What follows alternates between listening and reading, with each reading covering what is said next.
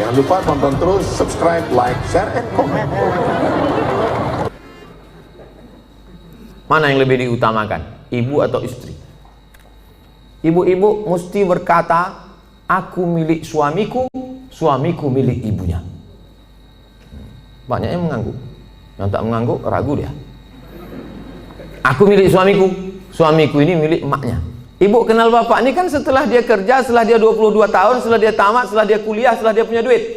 Dulu waktu tapak kakinya 2 jari, panjangnya sejengkal, kenal ibu sama dia? Mana kenal? Oleh sebab itu muliakan dia dengan memuliakan ibunya. Bapak juga begitu. Bapak muliakan ibu bapak di depan istri bapak. Kehormatan, kemuliaan. Adinda, ini emakku. Tak ada mantan emak, mantan bini ada. Oleh sebab itu maka ini tak bisa dibenturkan, jangan dilagakan ini antara emak dengan ibu ini. Oleh sebab itu maka ini masa lalu, yang ini masa depan.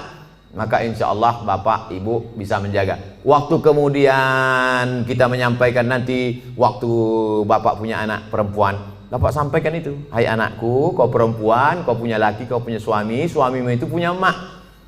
3 kali nak Nabi menyuruh berbakti kepada dia. Jangan sampai mak tua umur 80 tahun datang ke rumah, nak mintalah duit kau 50.000, mak belum makan lagi. Apa kata si abang tuh? Sebentar ya mak, aku tanya biniku dulu. Kalau ada bapak yang begini, insya Allah selamat dari azab kubur. Saking kan menderitanya udah di dunia. Nah, oleh sebab itu maka jangan benturkan antara dua ini. Karena dua ini perempuan-perempuan yang luar biasa. Emak bapak dicium tapak kakinya masuk surga, istri bapak, anak-anak bapak masuk surga karena dia. Maka mereka adalah perempuan-perempuan yang luar biasa insya Allah. Apa hukumnya debitur yang mau hijrah tapi masih memiliki kewajiban di bank dan hanya mau membayar tunggangan pokoknya saja, tunggakan pokoknya saja tapi tak mau membayar tunggakan bunganya? Laporkan dia ke polisi. Kau dulu waktu minjam duit ini tak tahu kau neraka. Sekarang giliran bayar baru kau bawa neraka. Ini kan negara hukum. Jadi bapak-bapak kan negara hukum. Kan dulu kan ada tanda tangan materi 6.000. Saya akan bayar pada tanggal sekian. Kalau tidak barang akan disita. Kalau tidak, nah itu. Jadi tak bisa dia berkata, saya tak mau bayar bunga. Bunga ini haram. Jadi dulu yang nanda tangan ini siapa? Hantu.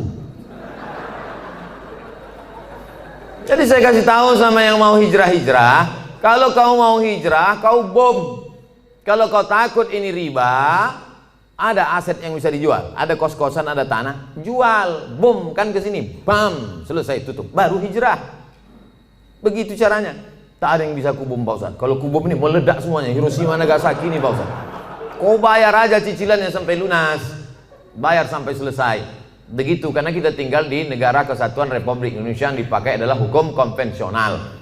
Oleh sebab itu maka sesuai dengan perjanjian, bayar selesaikan. Kalau bisa dibom, bom. Kalau tak bisa, lunasi cicilan sampai habis. Pak Ustadz, bagaimana caranya supaya saya bisa ikhlas dan sabar karena ditinggal anak meninggal saat usia 4 tahun dan sudah hampir 4 tahun dia pergi, tapi sampai saat ini perasaan saya masih sedih dan selalu merindukannya. Apa saya kurang ikhlas? Nabi punya anak namanya Ibrahim, meninggal umur 18 bulan, menetes air mata Nabi, menangis Nabi. Makamnya di Ma'la, samping makam Nabi, arah ke kiblat, samping Masjid Nabawi sebelah kiri. Amatardo ya Rasulullah, apakah kau tak ridho anakmu meninggal ya Rasulullah? Kata Nabi, aku ridho. Kalau kau ridho, kenapa kau menangis? Air mata kasih sayang. Makanya kalau sekedar menangis, jangan larang. Kalau ada ibu-ibu menangis, kata Nabi, da'hunna, biarkan mereka Umar, biarkan mereka menangis. Yang tak boleh itu meratap. Meratap itu, oh Allah, nggak boleh. Selama lidah tak bergerak, selama tangan tak bergerak, hanya tetesan air mata boleh. Tapi kalau sudah mulut bergerak, mengapalah anakku, kenapa tak anak dia? Lalu kemudian, laisa minna man darabal khudud wa syaqqal juyub. Bukan umat Muhammad SAW siapa yang memukul-mukul pipi, menarik-narik rambut. Itu tak boleh. Tahan tangan, tahan lidah. Ini yang pertama. Yang kedua, tak ada yang bisa menenangkan hati ini selain zikir dan baca Quran. Asal teringat kepada anak buah hati belayan jiwa itu, buka Quran. Hatamkan Quran dari Al-Fatihah, Al-Baqarah. Buka Quran digital baca. Asal terasa rindu, ingat bayangannya segala macam, ingat Quran. Yang kedua, banyak sedekah. sedekah ke masjid. Saya mengenang almarhumah emak udah setahun 4 bulan, orang tua sampai hari ini. Untuk menghilangkan itu tetap tak pernah lupa baca Al-Fatihah. Asal ingat untuk almarhumah Al-Fatihah. Begitu juga kirim Al-Fatihah, baca Quran, malam Jumat surah Al-Kahfi, tiap malam baca Yasin, untuk menghilangkan itu semua. Tak ada tempat kecuali minta kepada Allah Subhanahu wa taala. Yang ketiga, ada yang lebih sayang kepada dia daripada kita. Mana yang lebih sayang kepada anak kita itu? Kita atau Allah? Allah. Itu barang pinjaman, diambilnya. Kenapa kita marah? Inna lillahi wa inna ilaihi. Itu punya dia. Ketika diambil, kenapa kita marah?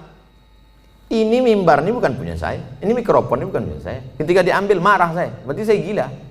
Ini bukan punya saya. Kecuali ini saya bawa dari rumah. Bukan punya kita. Maka yakinkan bahwa ada yang lebih sayang daripada aku. Yang keempat, berpisahnya hanya sekejap. Nanti ketika anak ibu ini disuruh Allah masuk ke dalam surga, apa kata anak itu? Ya Allah, aku hanya mau masuk ke surga dengan yang pernah melahirkan dan membesarkan aku. Disitulah ibu mendapatkan syafaat anak. Syafaat Nabi ada, syafaat malaikat ada, syafaat Quran ada, syafaat penghafal Quran ada, syafaat ulama ada. Ada syafaat anak kecil, ditariknya ujung kain jubah ibu masuk ke dalam surga bersama dia. Anak kecil itu di dalam surga membawa nampan-nampan tempat air minum, menuangkannya lu'lu'il maknun. Mereka itu seperti permata berkilau cahaya, terbang ke sana kemari. Dia menjadi pelayan-pelayan surga karena mereka tak ada dosanya sama sekali. Yang kelima, ada yang lebih tinggi daripada amal soleh, zakat, puasa, infak, wakaf, haji mabrur, dan jihad.